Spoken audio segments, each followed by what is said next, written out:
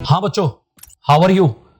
My self doctor Kapil Jain, और मैं आज एक और बहुत important segment nucleophilic substitution reactions को आपके साथ डिस्कस करने के लिए आ गया हूं। Nucleophilic substitution reactions and elimination reactions, इनको हम आज वन बाय वन कुछ इंपॉर्टेंट प्रॉब्लम्स के थ्रू डिस्कस करेंगे। मैंने न्यूक्लियोफिलिक सब्स्टिट्यूशन रिएक्शंस में, जिनको हम एसएन से भी एब्रीवेट करते हैं या एनपीएसआर भी हम डिफाइन करते हैं, यहां से भी तुमको एक प्रॉब्लम श्योर है कि देखने को मिलेगा ही, whether it is in JEE और it is in NEET. Okay, nucleophilic substitution reactions में mainly SN1, SN2, ArSN1 and ArSN2, ये रिएक्शंस हमारे लिए बहुत यूजफुल और इंपॉर्टेंट है। हमने जैसा लास्ट क्लास में अटैकिंग रिएजेंट्स को डिस्कस किया है, nucleophile and electrophile.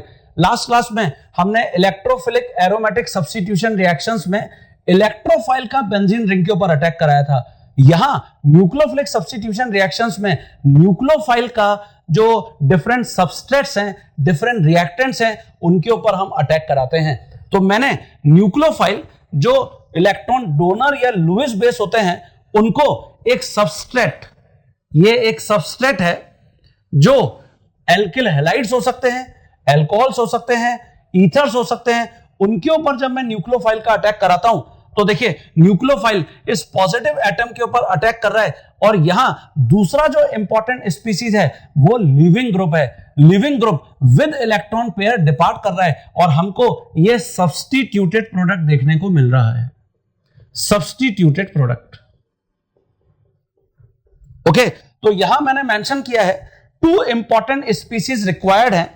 First attacking reagent, जिसको हम न्यूक्लियोफाइल बोलते हैं, और second leaving group. Leaving group generally यहां पर हेलोजेंस हो सकते हैं, हेलोजेंस जो हम एल्किल हैलाइड्स की बात करते हैं, या OH ग्रुप हो सकता है एल्कोहल्स के केस में, या OR हो सकता है ईथर्स के केस में। ये सब लिविंग ग्रुप्स हैं, और सबसे बढ़िया लिविंग ग्रुप हेलोजेंस होते हैं, best living groups, best living groups. One by one हम इन सभी से रिलेटेड कुछ की पॉइंट्स को यहां पे समराइज कर लेते हैं। SN1 unimolecular nucleophilic substitution reactions. Unimolecular it means यहां मॉलिक्यूलैरिटी एंड ऑर्डर दोनों वन है, और ये हमेशा टू स्टेप प्रोसेस है,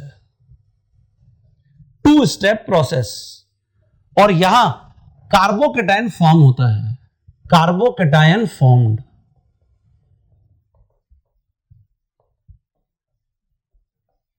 अगर हम रेट लॉ मेंशन करते हैं, रेट ऑफ SN1 रिएक्शन, तो ये हमेशा डायरेक्टली प्रोपोर्शनल होते हैं टर्शरी हैलाइड की कॉन्सेंट्रेशन के, और यहां पे पावर 1 है, इसलिए हम इसको SN1 या यूनिमोलिकुलर न्यूक्लियोफिलिक सब्स्टिट्यूशन रिएक्शन बोलते हैं। एक और बहुत इंपॉर्टेंट पॉइंट, कौन सा हैलाइड SN1 रिएक्शन में सबसे ज्यादा रिएक्टिव होगा? That halide will be most reactive towards SN1 reaction,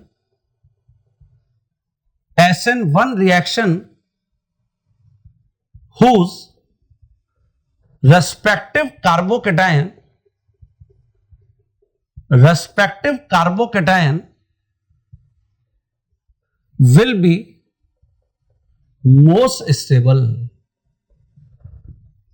जिसका रेस्पेक्टिव कार्बोकेटायन सबसे ज्यादा स्टेबल होगा, हम हमेशा उस एल्किल हैलाइड को, उस हैलाइड को रिएक्टिव बताएंगे टुवर्ड्स SN1। और यही कारण है कि यहां अगर मैं वेरियस हैलाइड्स लेता हूं, जैसे मिथाइल हैलाइड, इथाइल या प्राइमरी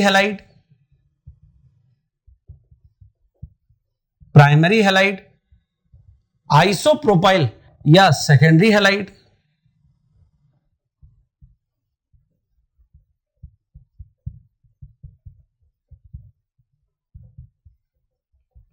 एंड टर्शरी हैलाइड। ये देखिए टर्शियरी हैलाइड। तो आउट ऑफ दीज सबसे ज्यादा स्टेबल कार्बोकेटाइन टर्शियरी हैलाइड का है, इसलिए ये मोस्ट रिएक्टिव सबस्ट्रेट है for SN1, most reactive. And जो मिथाइल हैलाइड या प्राइमरी हैलाइड्स हैं, ये तो ऑलमोस्ट अनरिएक्टिव हैं फॉर SN1। और this is how we can write increasing order of reactivity towards SN1, increasing order of reactivity towards SN1।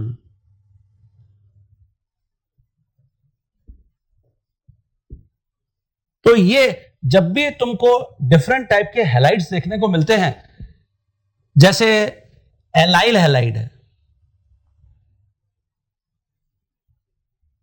ये देखिए vinyl halide है एंड बेंजाइल हैलाइड है।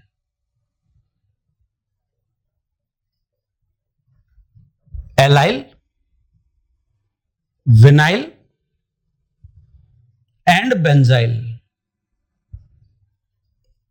अब तुमको क्या करना चाहिए, इस सभी में से हैलोजन को यहां पर सब्ट्रैक्ट कर लेना चाहिए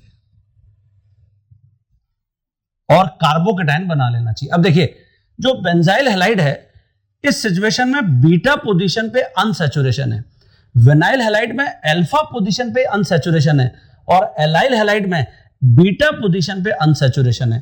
तो जब तुम हैलोजन को सब्ट्रैक्ट करने के बाद इनके कार्बोकेटाइन बनाओगे, वो ये बनेंगे। सबसे अनस्टेबल जो कार्बोकेटाइन होगा वो अल्फा अनसैचुरेटेड कार्बोकेटाइन होगा, जैसा हम पढ़ के आए हैं विनाइल कार्बोकेटाइन sp हाइब्रिडाइजेशन के कारण।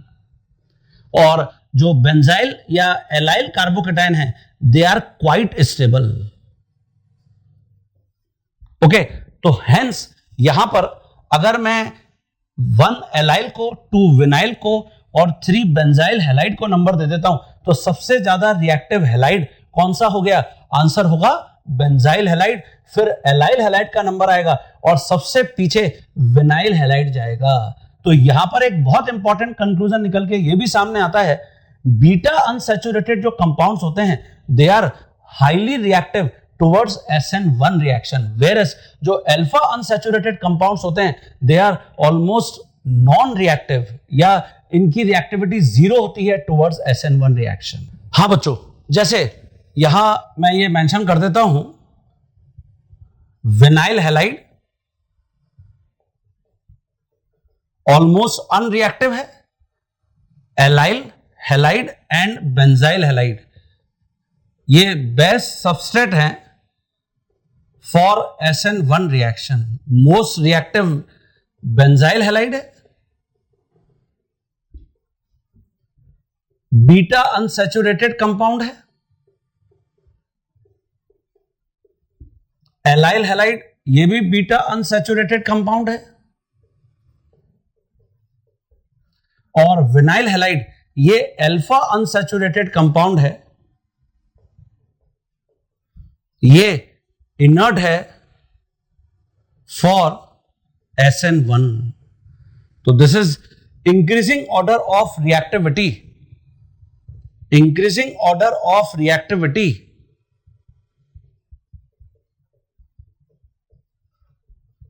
Towards SN1। इसकी जगह suppose we have SN2 reaction, it is bimolecular nucleophilic substitution reaction SN2। इसमें कौन कौन से पॉइंट्स हैं जिनके ऊपर तुमको प्रॉब्लम देखने को मिल सकता है? जैसे ये 1 स्टेप प्रोसेस है, सिंगल स्टेप प्रोसेस है, यहां ऑर्डर एंड मॉलिक्यूलरिटी 2 है।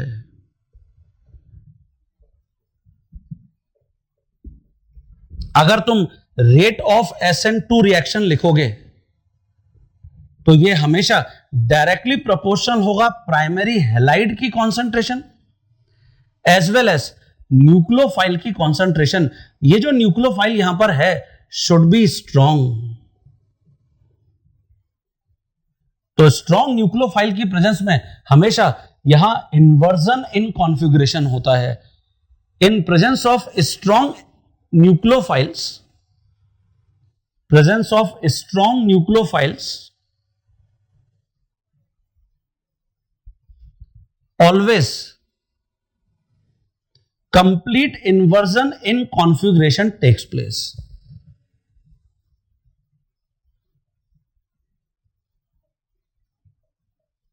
Configuration takes place.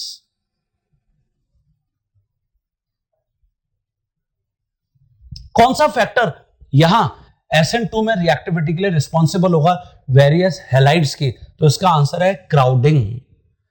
जहां लीस्ट क्राउडिंग होगी अल्फा कार्बन के ऊपर हैलाइड्स के केस में, वो सबसे बढ़िया सबस्ट्रेट होगा फॉर SN2 रिएक्टिविटी. तो चेक करते हैं जरा. हां बच्चों, जैसे यहां मैं मेंशन कर रहा हूं ultimate criteria for reactivity of halide towards SN2 reaction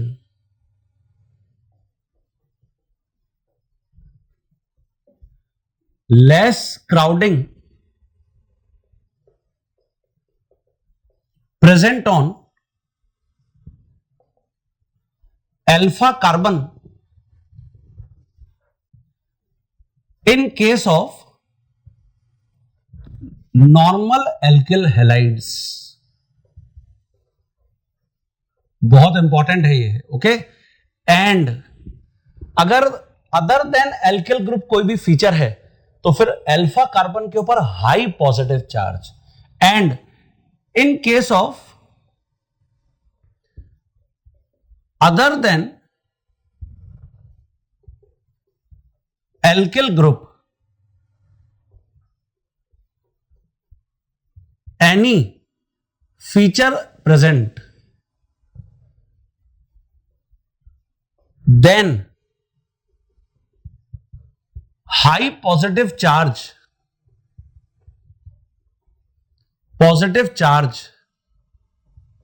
on alpha carbon, ये फेवरेबल कंडीशन है. Favourable condition.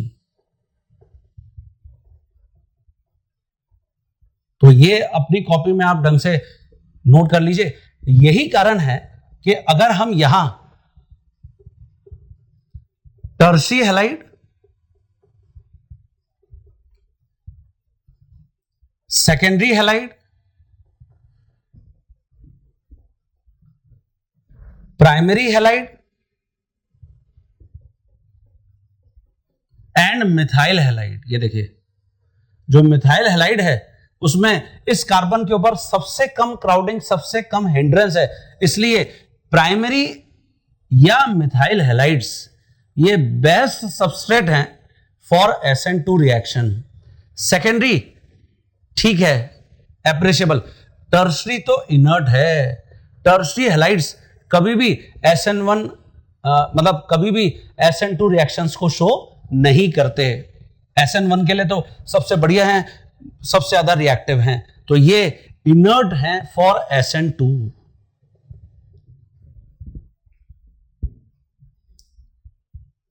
For SN2. तो this is increasing order of reactivity.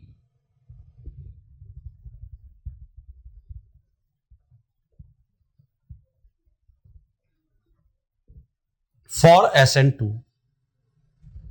ये मोस्ट प्रेफरेबल है.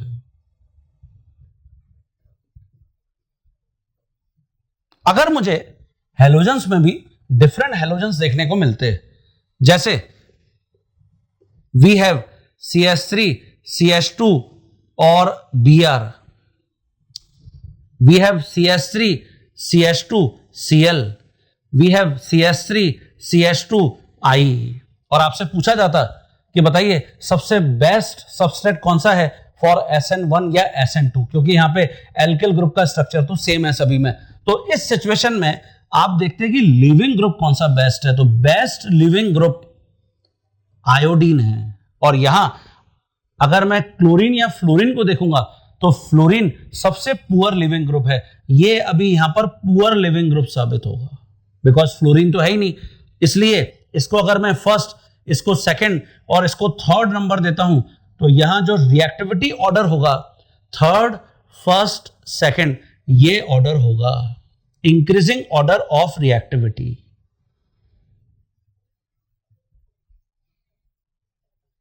फॉर SN2 या फिर SN1 में भी पूछा जाता तो हम यही आंसर रिपोर्ट करके आते बिकॉज यहां पे एल्किल ग्रुप का स्ट्रक्चर तो सेम है। तो ये पॉइंट्स भी अपनी कॉपी में डिक्टेट कर लो। हाँ बच्चों, जैसे यहां जो other than alkyl group feature है उसमें जनरली जो -I-R सब्स्टिट्यूएंट्स होते हैं, -I-R substituents on alpha carbon, ये SN2 के लिए रिएक्टिविटी को ड्रास्टिकली इंक्रीज कर देते हैं। जैसे इसको आप ऐसे समझिए कि आपको प्रॉब्लम मिला CH3 हैलाइड, ये है CH3CH2X, ये है CH3X और यहां मैंने NO2 ग्रुप भी ले रखा है। इसके ऊपर देखिए ये अल्फा कार्बन के ऊपर नाइट्रो ग्रुप भी लगा हुआ है और nitro group powerful -I-R group है। इसके कारण इस अल्फा कार्बन पर पॉजिटिव चार्ज ड्रास्टिकली इंक्रीज कर जाएगा।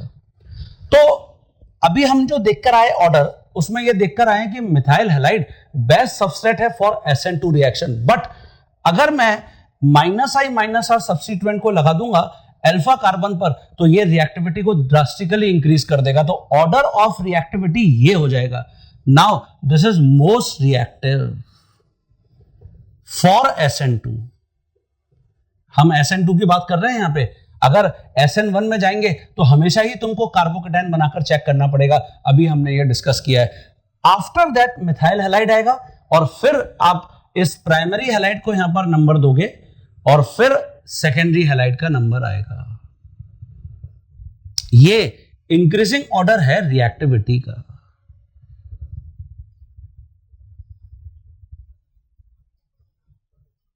Towards SN2।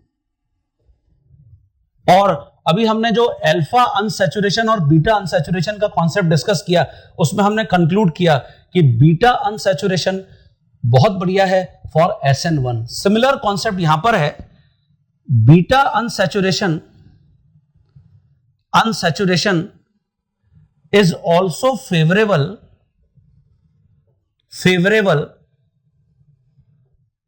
For SN2 reaction. Okay, और जो अल्फा अनसैचुरेशन है इट इज अनफेवरेबल।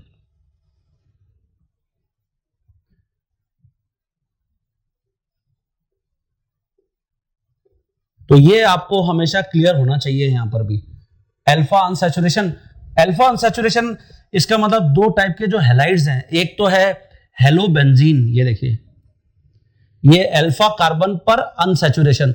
अगर न्यूक्लियोफाइल इस सिचुएशन में इस कार्बन पर अटैक करने के लिए आएगा तो इसको बहुत ज्यादा रिपल्शन मिलेगा with this pi bond, pi electron pair.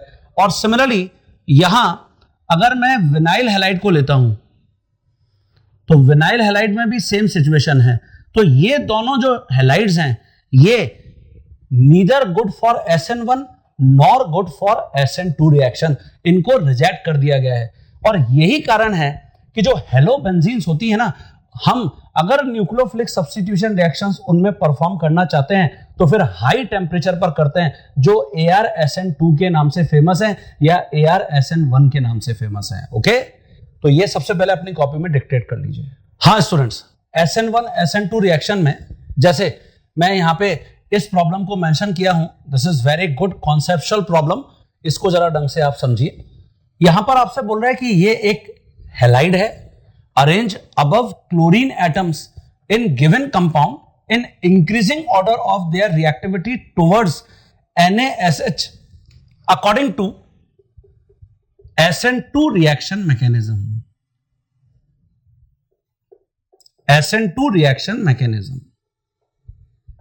अब जैसे तुमने SN2 रिएक्शन मैकेनिज्म के लिए देखा, तुमको तुरंत याद आ जाना चाहिए कि सर ने बता रखा है अगर नॉर्मल एल्किल ग्रुप्स हैं तो फिर क्राउडिंग देखिए, और अगर अदर देन एल्किल ग्रुप कोई भी फीचर है तो हाई पॉजिटिव चार्ज फेवरेबल होगा अल्फा कार्बन के ऊपर। जैसे यहां आप देखिए, यहां हम देख रहे हैं कि एक कार्बोनिल ग्रुप लगा हुआ है, पावरफुल -I-R, और -R इफेक्ट तो अभी यहां पर एक्सप्लेन करने का कोई मतलब है नहीं क्योंकि कार्बोकेटायन तो बन नहीं रहा। तो कार्बोनिल ग्रुप की प्रेजेंस के कारण ये देखिए इस कार्बन के ऊपर ड्रास्टिकली पॉजिटिव चार्ज बढ़ रहा है, जो न्यूक्लियोफाइल के अटैक करने के लिए सबसे बेस्ट साइट है। ऐसे ही आप इसको देखिए, ये ऑक्सीजन है, ये जो ग्रुप है ये -I+R है। ऑब्वियसली यहां पर अभी +R इफेक्ट है नहीं, कार्बोकेटायन तो बन नहीं रहा, तो -I इफेक्ट ही होगा।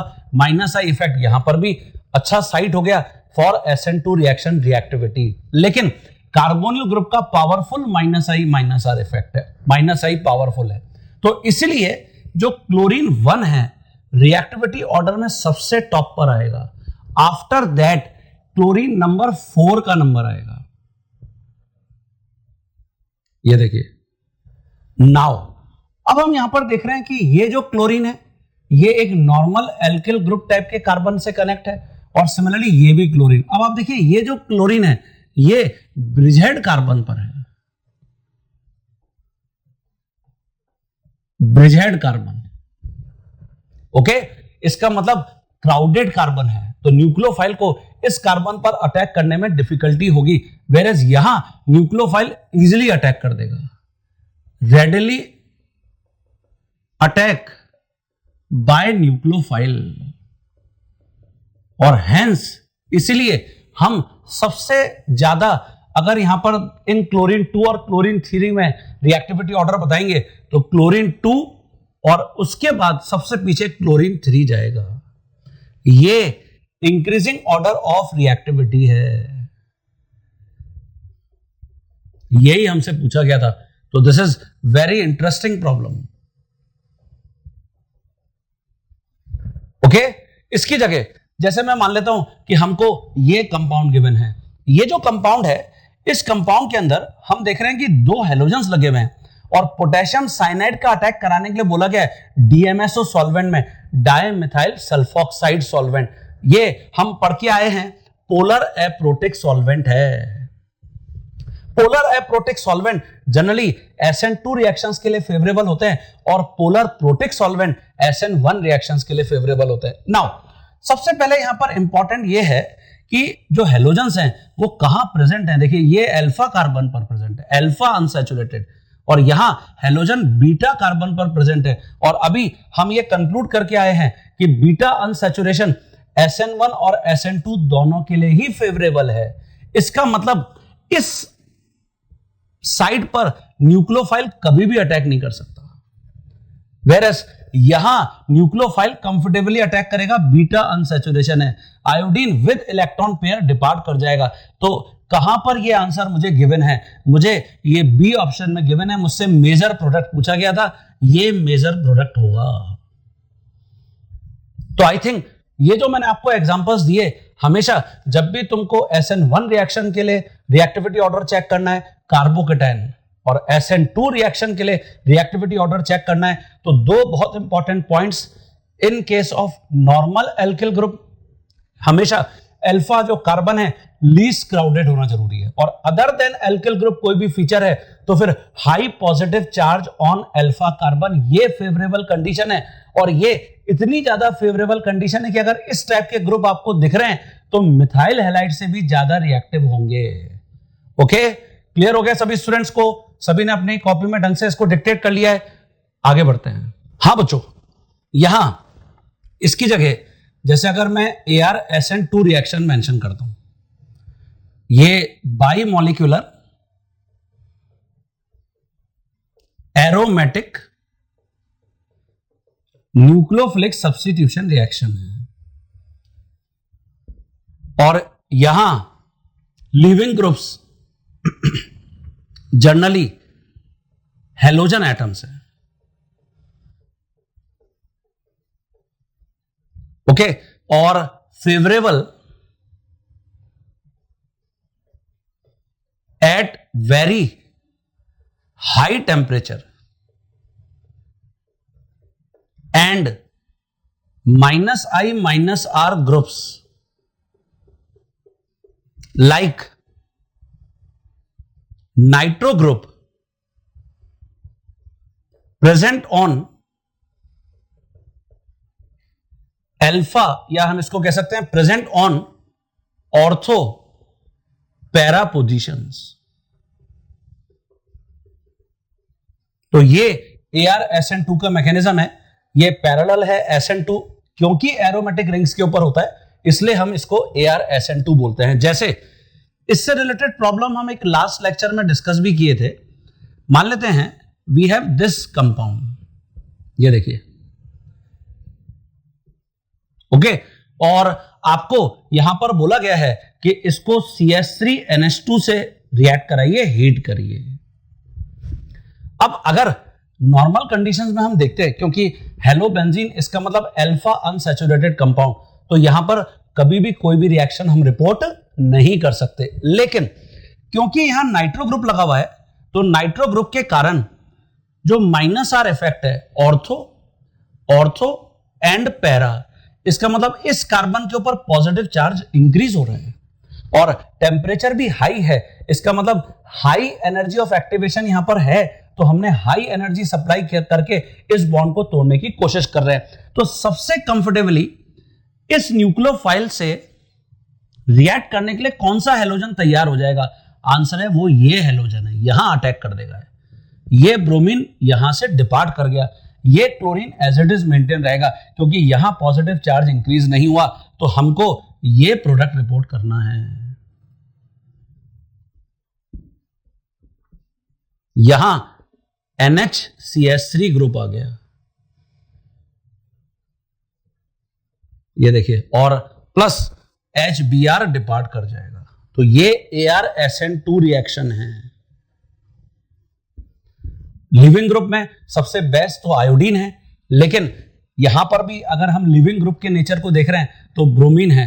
अगर इसकी जगह होता है ऐसा कि यहां क्लोरीन होता, तो यहां लिविंग ग्रुप से ज्यादा इंपॉर्टेंट है नाइट्रो ग्रुप की प्रेजेंस। जैसे यहां क्लोरीन होता और यहां ब्रोमीन होता, तो भी सेम ही यहां पर ये क्लोरीन रिप्लेस होता। हालांकि इसका लिविंग जो नेचर है, लिविंग जो टेंडेंसी है, वो ब्रोमीन के रेस्पेक्ट में पुअर है, लेकिन अभी जो फेवरेबल कंडीशन है वो हमने अभी ऊपर जो मेंशन किया है, नाइट्रो ग्रुप अगर ऑर्थो या पैरा पोजीशन पे बना हुआ है विद रिस्पेक्ट टू हेलोजन, तो ये फेवरेबल कंडीशन है, हेलोजन इसमें इजीली रिप्लेस हो जाएगा। ये देखिए, तो प्रोडक्ट ये बनेगा।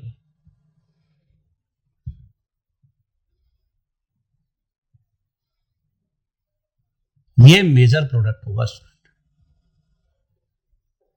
तो ये आपको ArSN2 रिएक्शन हमेशा फॉलो करना है, हमेशा ध्यान रखना है। हाँ बच्चों, जैसे इसका एक बहुत ही फेमस एग्जांपल है उलमैन रिएक्शन ArSN2 में। उलमैन ने जो आयोडोबेंजीन्स हैं, जैसे ये आयोडोबेंजीन है, इसको अगर मैं कॉपर के साथ रिएक्ट कराता हूं,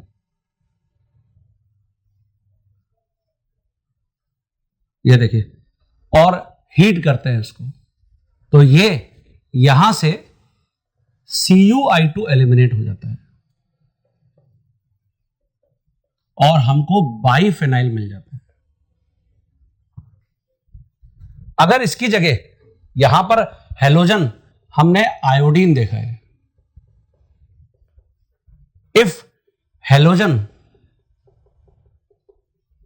क्लोरीन और ब्रोमीन होते, then we need nitro group on either ortho और पैरा पोजीशन।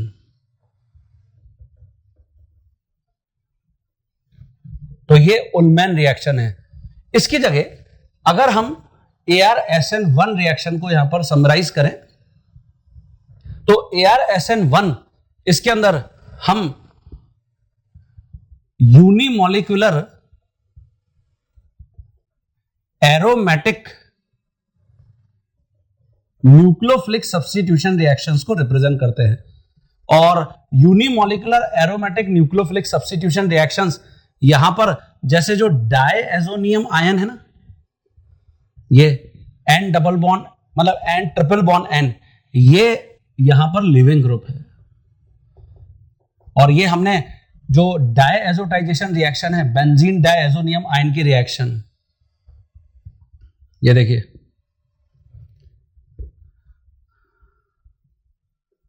इसको हम बेंजीन डायएजोनियम क्लोराइड बोलते हैं, सॉल्ट। इसकी रिएक्शंस हैं ArSN1, benzene diazonium chloride stable when kept below 5 degree Celsius temperature. इसको मैं एब्रीवेट BDC से भी करता हूं, benzene diazonium chloride. Benzene diazonium chloride की जो एप्लीकेशंस हैं बहुत इंपॉर्टेंट है, एप्लीकेशंस ऑफ BDC, जैसे सैंड मेयर रिएक्शंस,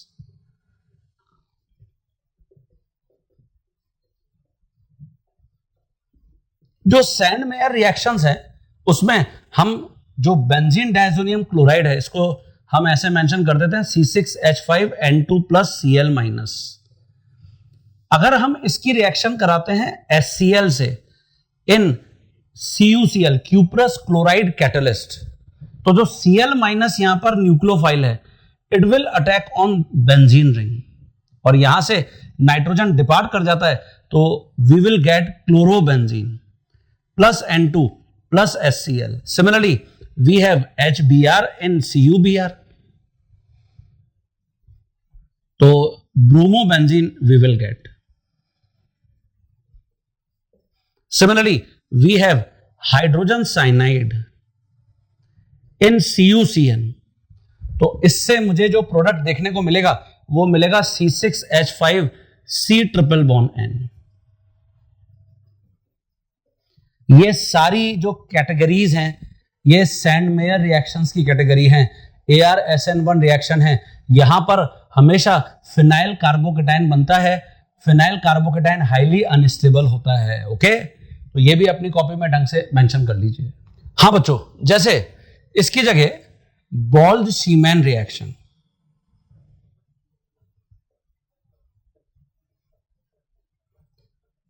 जो बेंजीन डायएजोनियम क्लोराइड है C6H5N2+Cl- सॉल्ट, हाइड्रोजन बोरोफ्लोराइड HbF4, इसके साथ अगर मैं इसको रिएक्ट कराता हूं तो HCl विल बी एलिमिनेटेड और C6H5N2+BF4- ये प्रोडक्ट होता है, यहां पे बोरोफ्लोरेट आयन बन जाता है। और आफ्टर दैट इसी में से फ्लोरीन इस बेंजीन रिंग के ऊपर अटैक कर देता है। तो फ्लोरीन को इंट्रोड्यूस करने का एक बहुत ही इंपॉर्टेंट मेथड है ये, फ्लोरोबेंजीन बन जाता है, प्लस N2 और प्लस बोरोन ट्राइफ्लोराइड सेपरेट हो गया। तो इट इज बोल्ज-शीमैन रिएक्शन। इसकी जगह अगर हम यहां C6H5N2+Cl- को रिएक्ट कराते हैं वार्म वाटर के साथ, तो फिर न्यूक्लियोफिलिक सब्स्टिट्यूशन रिएक्शन कुछ ऐसे होता है, OH- यहां और H+ यहां, ये बॉन्ड क्लिव हो जाता है, फिनॉल बन जाता है C6H5OH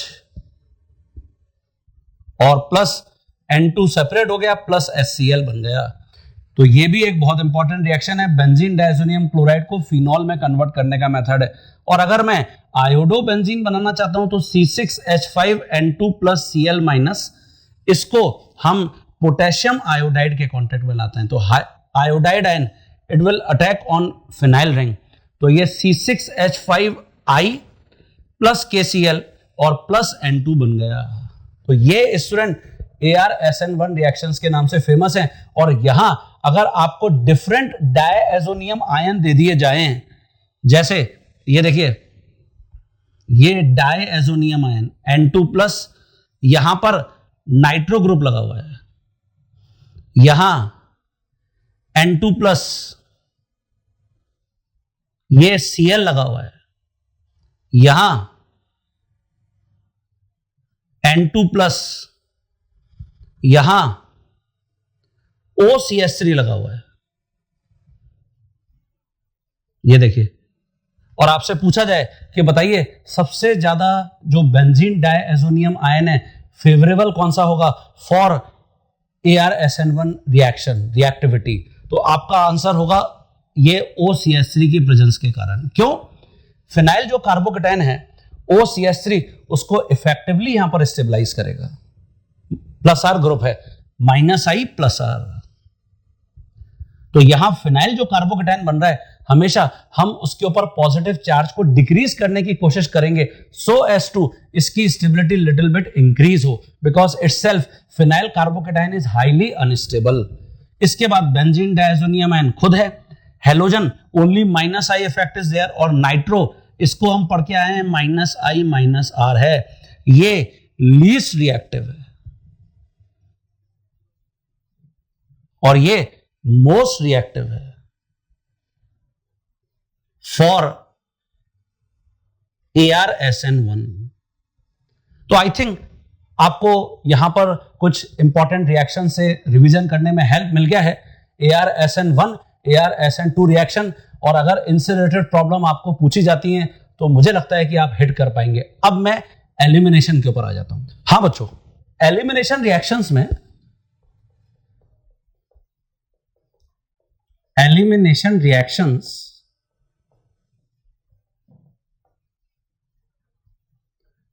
मेनली इसमें E1 एंड E2 रिएक्शंस के ऊपर हमको देखने को मिलता है प्रॉब्लम।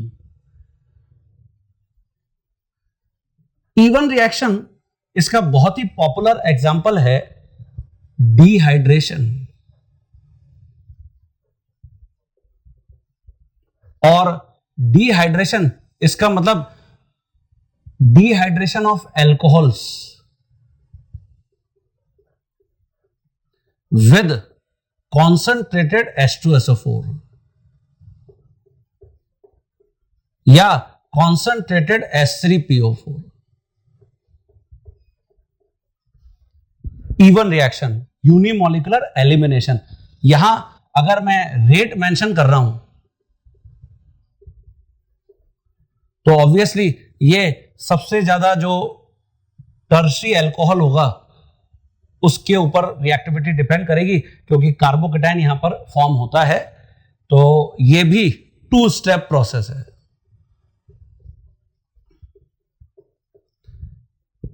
कार्बोकेटायन, और देखिए जहां भी कार्बोकेटायन बन रहा है वहां हमेशा रीअरेंजमेंट होने के बाद ही प्रोडक्ट मिलेगा, ये हमेशा तुमको अपने दिमाग में फिट कर लेना है। ओके, E2 रिएक्शन इसका बहुत अच्छा एग्जांपल है डिहाइड्रो हैलोजिनेशन, और डिहाइड्रो हैलोजिनेशन ये हम फिर एल्किल हैलाइड्स की यहां पर बात करेंगे, एल्किल हैलाइड्स का ही करते हैं, और इसके लिए पावरफुल बेसिस की हमको रिक्वायरमेंट होती है, जैसे या तो हम एल्कोहलिक KOH यूज करते हैं या फिर हम यूज करते हैं सोडामाइड, ये तो और पावरफुल बेस है अल्कोहलिक KOH से, या पोटाश अमाइड। तो इनमें से कोई भी आप एल्कली या बेस ले सकते हैं for dehydro halogenation of alkyl halides. यहां अगर हम रेट की बात करते हैं, रेट ऑफ E2 रिएक्शन, तो ऑब्वियसली देखिए E2 रिएक्शन और E1 रिएक्शन में क्या डिफरेंस है भाई। E1 में सिर्फ टर्शियरी अल्कोहल की कॉन्सेंट्रेशन के ऊपर रेट डिपेंड कर रही है, E2 में यहां जो भी हमारा हैलाइड होगा यहां पर भी प्रेफरेबल हैलाइड टर्शियरी है, ये SN2 से थोड़ा सा डिफरेंट है।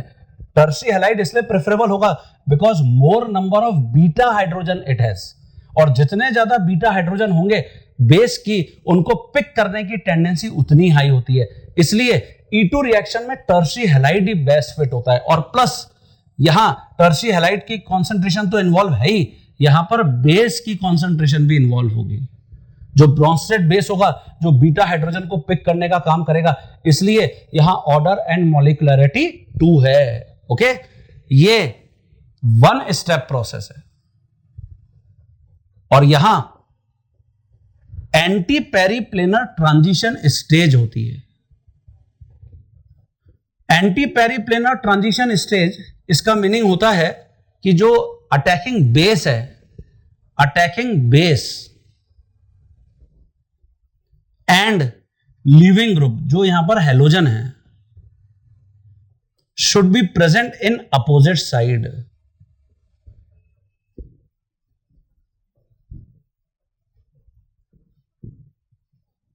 अपोजिट साइड में प्रेजेंट होने चाहिए।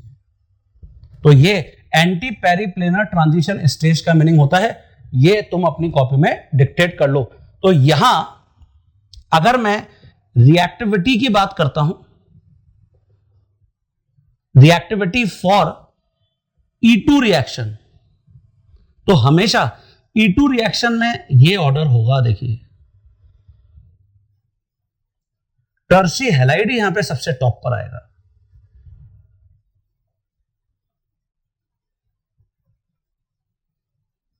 ओके, और अगर तुम E1 रिएक्शन भी यहां पर परफॉर्म कर रहे होते तो वो जनरली हमने जैसे डिहाइड्रेशन का एग्जांपल लिया है, तो टर्शी हैलाइड ही सबसे टॉप पर होता, क्योंकि कार्बोकेटायन तो सबसे ज्यादा स्टेबल टर्शी का ही होता है ना। तो ये मोस्ट रिएक्टिव हैलाइड है यहां पे।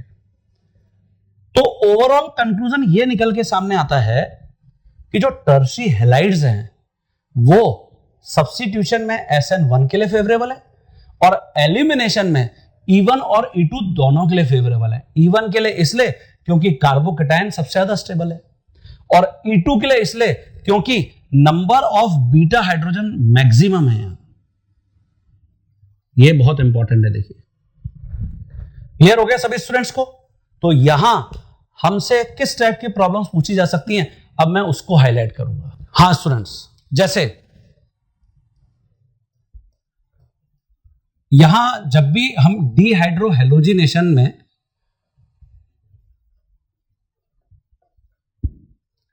मेजर प्रोडक्ट की बात करते हैं, जैसे suppose we have this halide,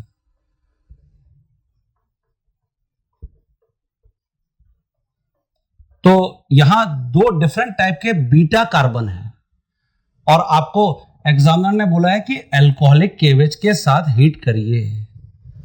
तो हमेशा ये E2 रिएक्शन है, बाई मॉलिक्यूलर एलिमिनेशन रिएक्शन। यहां हेलोजन तो अल्फा कार्बन से डिपार्ट करेगा, और अगर तुम बीटा हाइड्रोजन सब्ट्रैक्ट करते हो तो प्रोडक्ट ये बनेगा, इट इज अल्फा ब्यूटाइलिन। और अगर आप बीटा डैश हाइड्रोजन सब्ट्रैक्ट करते हो तो प्रोडक्ट ये बनेगा, इट इज बीटा ब्यूटाइलिन। और यहां अगर आपसे पूछा जाए कि बताइए मेजर कौन सा है, तो आपका आंसर होगा मेजर बीटा ब्यूटाइलिन है। ये सेटजेफ प्रोडक्ट है।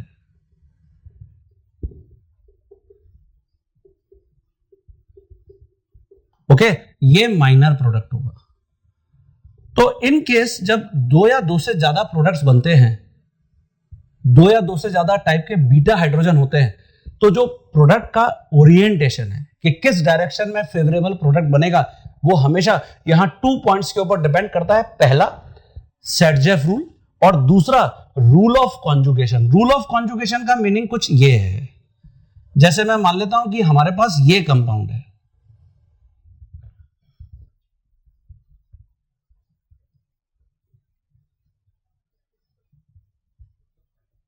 ये देखिए, और आपको बोला जाए कि इसको आप अल्कोहलिक केवेज के साथ हीट करिए। ये अल्फा कार्बन है, ये बीटा कार्बन है, ये बीटा डैश है। तो इसका मतलब अगर हम यहां बीटा हाइड्रोजन को सब्ट्रैक्ट करते हैं तो प्रोडक्ट ये बनेगा।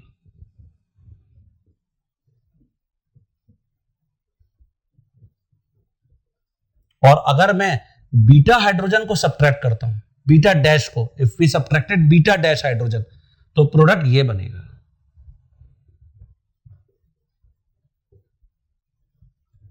ये माइनर प्रोडक्ट है। वाई? डबल बॉन्ड बन रहा है यहां, लेकिन कॉन्जुगेशन में नहीं है। ये मेजर प्रोडक्ट है, इसको कहते हैं rule of conjugation, ROC, rule of conjugation. तो दो केसेस हमेशा तुमको पूछे जा सकते हैं।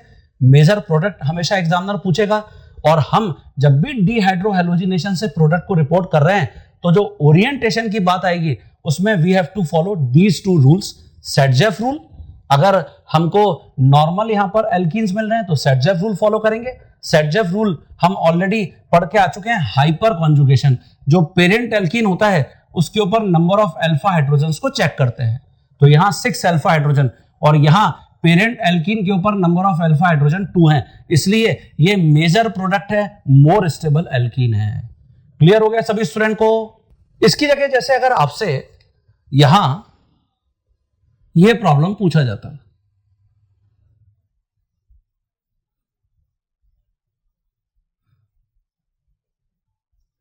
ये देखिए यहां ब्रोमीन को यहां अटैच कर लेते हैं और अल्कोहलिक केवेज के साथ इसको हीट करना है, तो ऑब्वियसली ये अल्फा कार्बन है, ये बीटा कार्बन है, ये बीटा डैश है। आप दो प्रोडक्ट्स रिपोर्ट कर सकते हो, एक तो ये कर सकते हो, एक ये कर सकते हो। ऑब्वियसली यहां रूल ऑफ कॉन्जुगेशन एप्लीकेबल है, ये मेजर प्रोडक्ट है और ये माइनर प्रोडक्ट होगा, रूल ऑफ कॉन्जुगेशन एप्लीकेबल नहीं है। तो बहुत इजीली हम प्रोडक्ट का जो ओरिएंटेशन है वो डिसाइड कर सकते हैं कि कहां प्रोडक्ट बनेगा। जैसे suppose we have this reaction, और आपको एग्जामिनर ने बोला कि इसको कॉन्सेंट्रेटेड H2SO4 के साथ हीट करिए, तो सबसे पहले हमेशा डिसाइड कर लीजिए कि डिहाइड्रेशन रिएक्शन है, टर्शियरी अल्कोहल हो, सेकेंडरी अल्कोहल हो, हमेशा हमको इवन रिएक्शन मैकेनिज्म से ही जाना है। तो अगर आप इवन रिएक्शन मैकेनिज्म से जा रहे हैं, OH को सब्ट्रैक्ट करके पहले कार्बोकेटाइन बना दीजिए,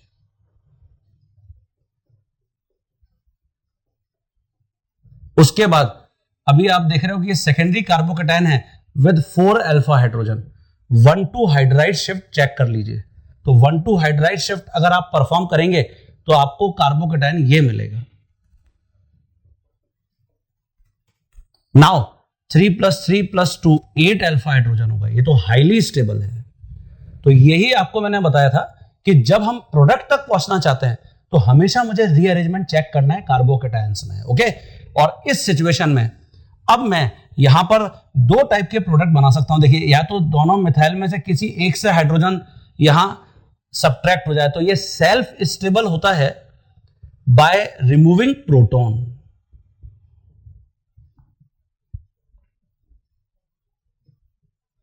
तो जब मैं इसमें से प्रोटॉन को सब्ट्रैक्ट करूंगा तो मुझे या तो ये एल्कीन मिलेगा और या फिर ये जो CH2 ग्रुप है यहां से प्रोटॉन सब्ट्रैक्ट हो सकता है, तो ये एल्कीन मिलेगा। और यहां रूल ऑफ कॉन्जुगेशन तो एप्लीकेबल ही नहीं हो पा रहा है, एक ही डबल बॉन्ड है, सिंगल डबल बॉन्ड। ये मेजर प्रोडक्ट होगा अकॉर्डिंग टू सेटजेफ रूल, ये माइनर प्रोडक्ट होगा। ठीक है स्टूडेंट्स, तो एलिमिनेशन रिएक्शंस E1 E2 और substitution reactions SN1 SN2 and AR-SN1 AR-SN2 reactions, इससे रिलेटेड कुछ इंपॉर्टेंट पॉइंट्स को मैंने यहां पे कवर किया और प्रॉब्लम्स भी आपको यहां पर बताए। अब अगर मैं सब्स्टिट्यूशन वर्सेस एलिमिनेशन करूंगा तो किस टाइप की प्रॉब्लम तुमको देखने को मिल सकती है वो मैं तुमको यहां पर अब बताऊंगा।